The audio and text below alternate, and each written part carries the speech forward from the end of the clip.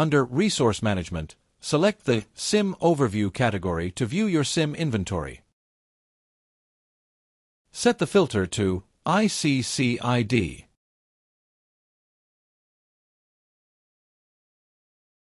Then enter the SIM card number and click Use Filter to find the SIM card whose current usage you want to view. Click on the ICCID to view more information about your monthly usage.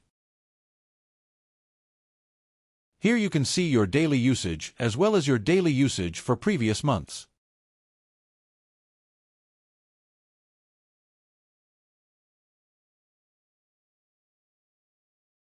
The same applies to SMS and voice usage.